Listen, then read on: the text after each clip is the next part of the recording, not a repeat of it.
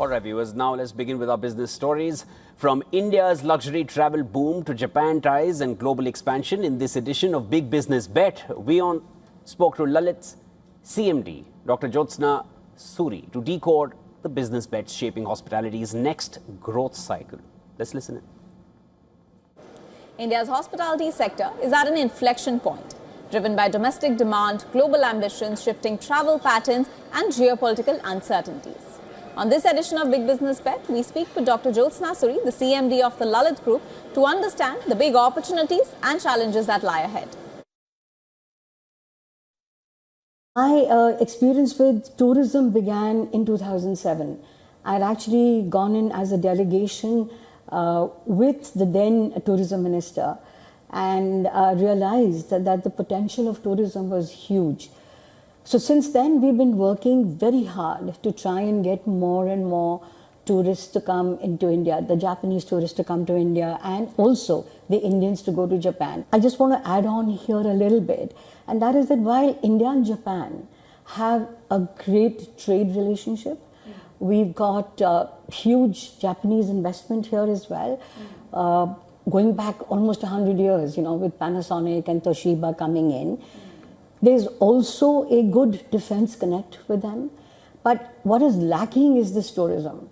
And there are Japanese coming into India, but there are more business travelers. And my aim is to bring more Japanese tourists here. So, we've got everything that the Japanese would be interested in. And I'm just going to focus on the Japanese. They love golf. They want to follow the Buddhist trail. They love heritage. They love culture. They love the Indian food as well. What we're lacking is that last mile connectivity. That's one.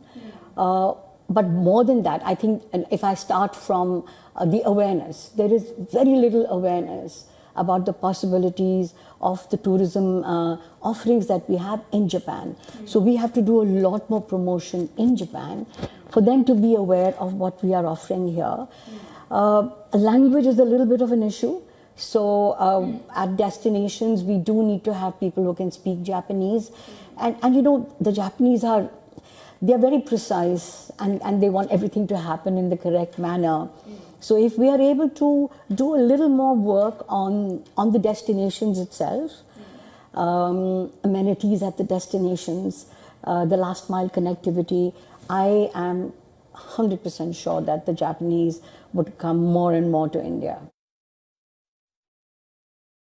So, to tell you about Kaizen, Kaizen is something that we do in our Subros factory. I was telling you about the joint venture.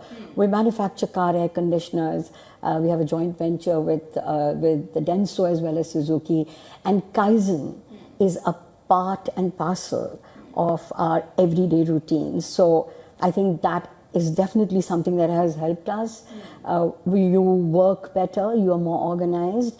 And the art of making things is something that Japan is a complete leader in. I mean, the kind of work that they do with their hands and the craft that they have is something that India needs to emulate.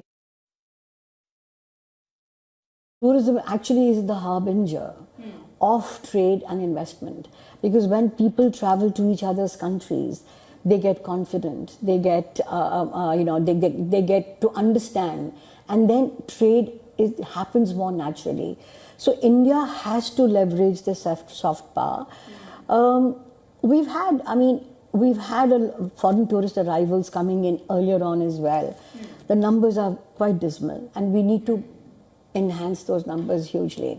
And like I mentioned, we have to now focus a little bit on those little things that I was talking about.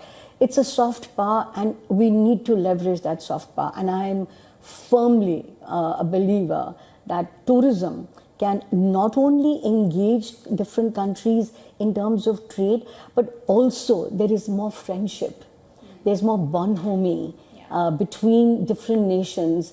That is an outcome of tourism.